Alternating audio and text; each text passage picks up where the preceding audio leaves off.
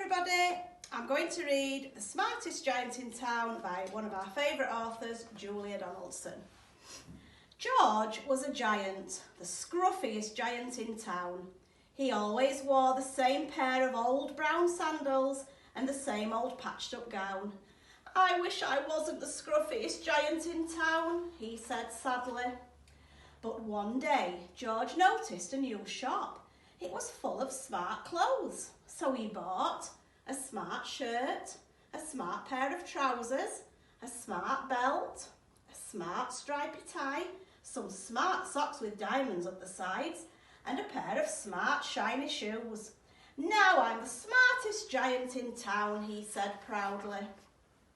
George left his old clothes behind in the shop. He was about to go home when he heard a sound. On the pavement stood a giraffe who was sniffing sadly. "What's the matter?" asked George. "It's my neck," said the giraffe. "It's so very long and so very cold. I wish I had a long warm scarf." "Cheer up," said George, and he took off his stripy tie. "It didn't match my socks anyway," he said, as he wound it round and round the giraffe's neck. It made a wonderful scarf. "Thank you," said the giraffe. As George strode towards home, he sang to himself, "My tie is a scarf for a cold giraffe, but look me up and down. I'm the smartest giant in town." George came to a river. On a boat stood a goat who was bleating loudly. "What's the matter?" asked George. "It's my sail," said the goat. "It blew away in a storm. I wish I had a strong new sail for my boat." "Cheer up," said George, and he took off his new white shirt.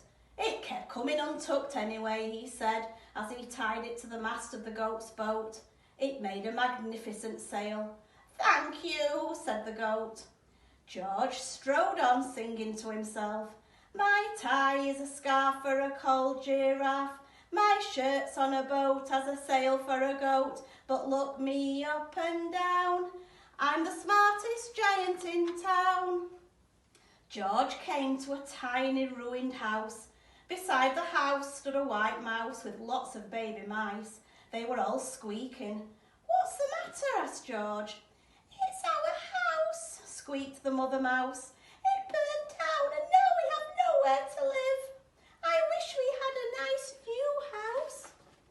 "Cheer up," said George, and he took off one of his shiny shoes. "It was giving me blisters anyway," he said, as the mouse and her baby scrambled inside.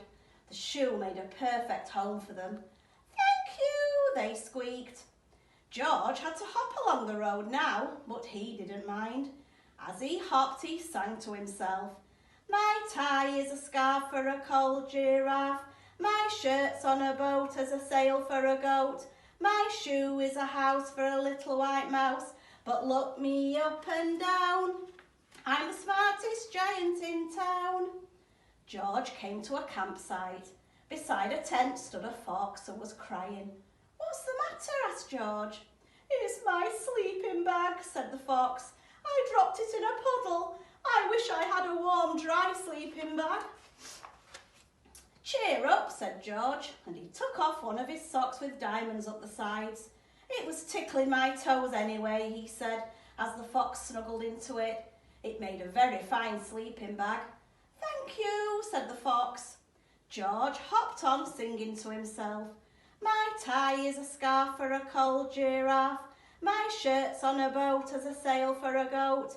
My shoe is a house for a little white mouse. One of my socks is a bed for a fox, but look me up and down. I'm the smartest giant in town." George came to a big squelchy bog. Beside the bog stood a dog who was howling. "What's the matter?" asked George.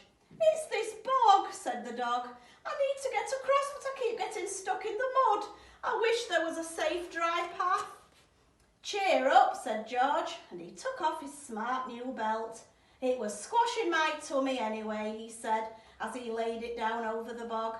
It made an excellent path. "Thank you," said the dog. The wind started to blow, but George didn't mind. He hopped on singing to himself, My tie is a scarf for a cold giraffe. My shirt's on a boat as a sail for a goat. My shoe is a house for a little white mouse. One of my socks is a bed for a fox. My belt helped a dog who was crossing her bog. But my trousers are falling down. I'm the coldest giant in town.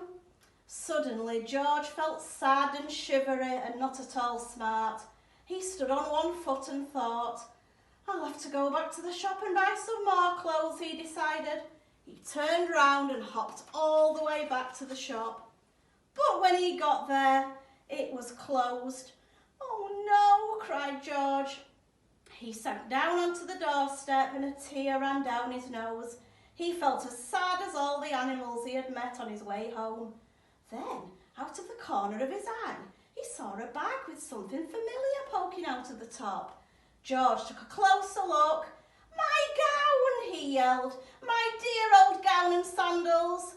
George put them on. They felt wonderfully comfortable.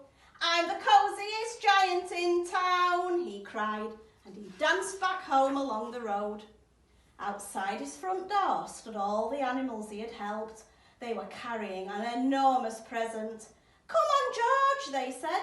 Open it.